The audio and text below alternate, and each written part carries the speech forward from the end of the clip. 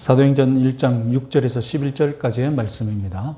사도행전 1장 6절에서 11절까지의 말씀 같이 읽겠습니다.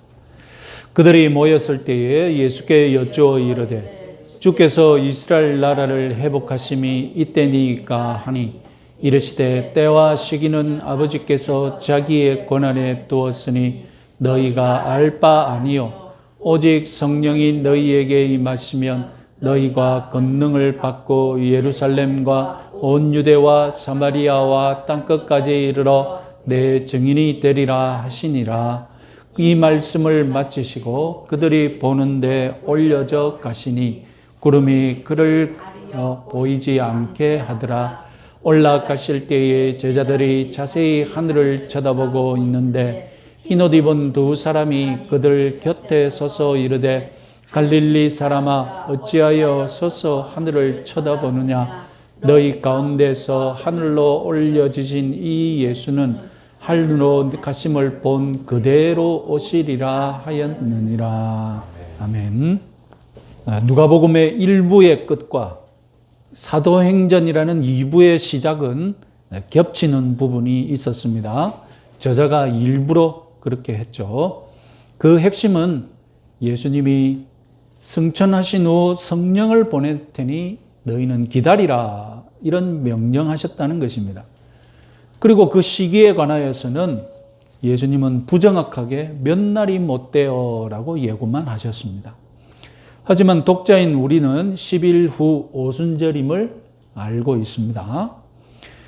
여러분, 예수님이 십자가에 죽으시고 부활하시고 승천하시는 이 기간 동안에 제자들의 마음이 어땠을까요?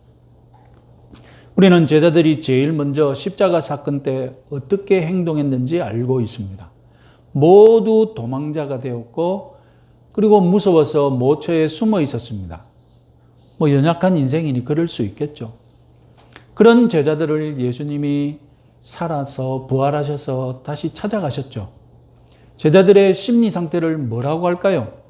완전히 격변을 당한 것 아닙니까? 자기들이 모셨던 스승이 십자가에 못 박혀 죽은 것만 해도 엄청난 충격인데, 그래서 무서워서 숨어 있는데 죽은 줄 알았던 스승이 부활하여서 자기를 찾아왔단 말입니다. 당혹스러움을 뛰어넘는 그런 마음이겠죠.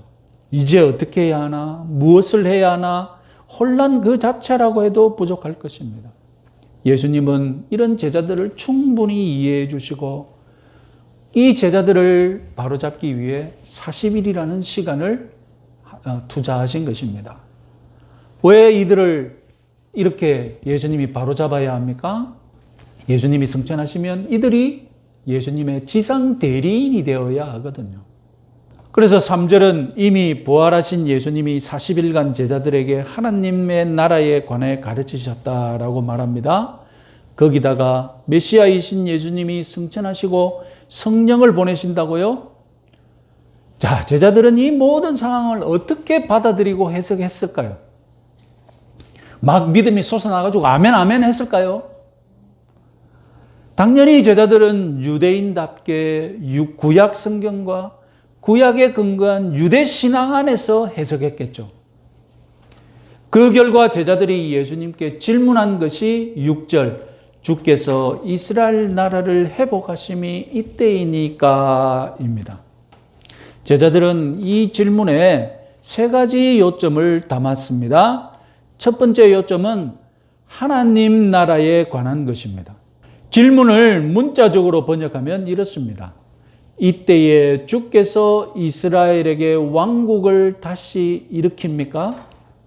이스라엘에게 왕국을 다시 일으킵니까? 우리말로 나라로 번역된 이 헬라어를 문자 그대로 번역하면 왕국입니다. 유대인들의 왕국.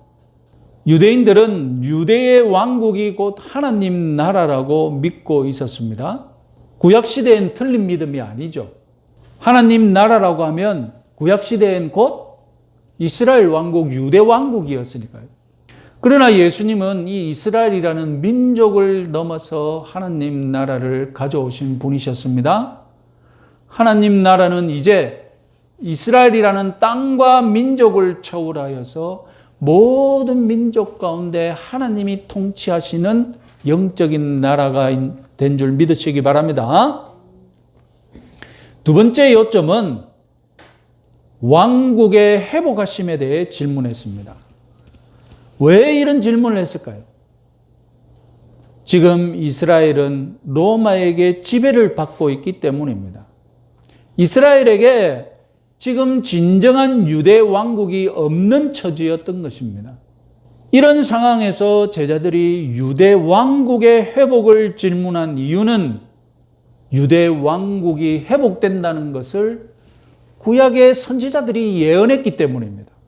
이스라엘의 회복을 예언하는 대표적인 예언, 예레미야 16장 15절 말씀 같이 한번 읽어보겠습니다. 이스라엘 자손을 북방 땅과 그 쫓겨났던 모든 나라에서 인도하여 내신 여호와께서 살아계심을 두고 맹세하리라. 내가 그들을 그들의 조상에게 준 그들의 땅으로 인도하여 드리리라. 자, 이런 이스라엘 왕국의 회복이 하나님의 영과 연관되어 있음을 예언하는 대표적인 말씀, 에스겔 37장 11절에서 14절 말씀 같이 한번 읽어보겠습니다. 또 내게 이르시되 인자야, 이 뼈들은 이스라엘 온 족속이라. 그들이 이르기를 우리의 뼈들이 말랐고 우리의 소망이 없어졌으니 우리는 다 멸절되었다 하느니라. 그러므로 너는 대언하여 그들에게 이르기를 주 여호와께서 이같이 말씀하시기를 내 백성들아, 내가 너희 무덤을 열고 너희로 거기서 나오게 하고 이스라엘 땅으로 들어가게 하리라. 내 백성들아, 내가 너희 무덤을 열고 너희로 거기에서 나오게 한즉 너희는 내가 여호와인 줄 알리라. 내가 또 내 영을 너희 속에 두어 너희가 살아나게 하고 내가 또 너희를 너희 고국 땅에 두리라. 두리니 나 여호와가 이 일을 말하고 이룬 줄을 너희가 알리라. 여호와의 말씀이니라. 이것은 지금 이스라엘이 멸망한 상태를 무엇에 비유한 겁니까? 무덤 속에 백골이 된 상태로 비유한 것이죠. 그래서 하나님께서 나중에 무덤 문을 열고 너희들을 다시 살아나게 할 것이다. 그런데 그 일이 무엇과 연관되어 있다고요? 내 영이 너희 속에 두어 너희가 살아나게 하겠다. 이스라엘 회복은 당시 이스라엘 사람이라면 누구나 소유한 신앙이었습니다. 유대 민족이 메시아를 대망했던 이유 다름 아니라 이 때문입니다. 왜 메시아를 대망했겠습니까? 다윗의 자손 메시아가 이스라엘의 왕권, 다윗의 왕국을 회복시킬 영웅이기 때문입니다. 메시아가 와서 무슨 일을 하길래 그들이 메시아를 기대했겠습니까? 다름 아니라 다윗의 왕국을 회복시킬 인물이라니까요. 유대인이었던 제자들도 당연히 유대 왕국을 회복시킬 메시아를 믿는, 그것이 바로 지금 예수 그리스도라고 지금 그런 신앙을 가지고 있었다는 것입니다. 예수님께 당연히 그런 이스라엘의 회복을 기대하고 있었죠. 엠마오로 가는 제자 중에 글로바라는 제자가 이렇게 말합니다. 누가복음 24장 21절 말씀 같이 한번 읽어보겠습니다. 우리는 이 사람이 이스라엘을 속량할 자라고 바랐노라. 우리나라 성경은 애매하게 속량할 자라고 이렇게 표현했습니다. 글로바라는 제자가 예수님이 돌아가셨는데 십자가에 못 박혀 죽었는데 엠마오로 돌아오면서 뭐라고 말합니까? 우리는 우리의 스승 예수 그리스도가 어떻게 할 자라고 바랐다고요? 이스라엘을 속량할 자라고 바랐다. 그런데 우리가 속은 것 같다. 그런 뉘앙스로 지금 말하는 거 아닙니까? 새한글 성경 같이 한번 읽어보겠습니다. 우리는 그분이 머지않아 이스라엘을 풀려나게 할 분이라는 희망을 품고 있었습니다. 풀려나게 할 분. 왜 풀려난다는 말을 씁니까? 지금 이스라엘이 어떤데요? 지금 로마에 갇혀 있지 않습니까? 예수님이 이스라엘을 풀려나게 할 분, 해방시켜 줄 분, 회복시켜 줄 분, 메시아. 그분인 줄 기대하고 있었는데 십자가에 죽어버렸으니 이상하다. 뭐 그런 말입니다. 자, 중간 정리해 봅시다. 죽은 줄 알았던 예수님이 부활하셔서 찾아오셨습니다. 한없이 풀죽어 있던 제자들에게 속고 당한 줄 알고 있던 제자들에게 예수님은 살아있는 소망을 불어넣어 주셨습니다. 40일간 하나님 나라에 관해 가르쳐 주셨습니다. 이런 중에 예수님이 성령을 기다리라고 명령하십니다. 그럼 성령이 임하면 마른 뼈와 같은 이스라엘에게도 회복할 때가 되었단 말인가? 제자들의 기대가 바로 그런 것이었습니다. 여기서 다시 한번 유념해야 할 것은 하나님 나라를 유대 왕국과 동일한 것으로 제한하여 믿고 있다는 것입니다. 지금 제자들은 유대인이기 때문에 하나님 나라를, 자기들이 회복할 하나님 나라를 여전히 유대 왕국과 동일한 것으로 믿고 있다는 것입니다. 그래서 유대 왕국이 회복된다는 것, 하나님 나라가 회복된다는 것도 지역적이고 민족적이고 그만큼 정치적이고 군사적인 사건이라고 믿고 있다는 것입니다. 왜요? 예수님 당시의 유대 왕국은 로마 제국의 통치하에 있지 않습니까? 왕국이 회복된다는 말은 그럼 무슨 절차가 앞에 있어야 합니까? 로마의 통치하에 있는데 이스라엘이 회복된다는 것은 무슨 절차가 앞에 있어야 됩니까? 로마가 패배하는 일이 있어야 되잖아요. 이스라엘이 로마를 극복하는 일이 먼저 있어야 풀려나든지 모든 일이 있어야 하지 않겠습니까? 유대 민족이 믿고 있는 메시아 왕국은 이방 민족들을 패배시키고 이방 민족을 다스리는 정치적인 왕이 통치하는 왕국이었다는 것입니다. 그래서 유대인들은 이스라엘이 회복된 다음에 그럼 우리가 패배시켰던 이방인들 어떻게 처리하느냐? 저들을 구원할 것이냐? 아니면 저들을 심판할 것이냐? 이것이 논쟁거리였다니까요. 이스라엘 왕국이 회복되는 것은 두말할 여지가 없는데, 의심의 여지가 없는데, 그러면 이스라엘 왕국이 회복되고 이방 민족을 패배시켰으니까 이 패잔병들을 어떻게 처리할 것이냐? 우리가 구원해 줄 것이냐? 그냥 막 심판해 버릴 것이냐? 이걸 두고 다퉜다니까요. 논쟁했다니까요. 그러나 예수님이 가져오신 하나님 나라는 어떤 나라입니까? 전혀 다르죠. 예수님의 하나님 나라 프로젝트는 모든 민족이 하나님께로 돌아오는 것이었습니다. 히브리어만 사용하는 사람들이 아니라 영어, 불어, 한국어 모든 언어를 사용하는 사람들이 하나님을 찬양하는 나라. 그것이 진정한 하나님 나라의 재건 프로젝트였습니다. 자, 세 번째로 요점은 제자들은 이때이니까 라고 질문했습니다. 특이한 점은 헬라어 문법상으로 미래형이 아니라 현재형으로 질문했습니다. 대부분 미래형으로 번역하기도 하죠. 여러분, 미래형은 무엇을 뜻합니까? 왕국의 회복이 아직 시작되지 않았고 조만간 시작할 것이라는 생각을 담고 있죠. 그럼 현재형은 무엇을 뜻합니까? 왕국의 회복이 이미 시작되었고 회복되어 가는 중이라는 생각을 담고 있겠죠? 제자들은 지금 유대 왕국의 회복 프로젝트가 시작되었냐라고 질문한 것입니다.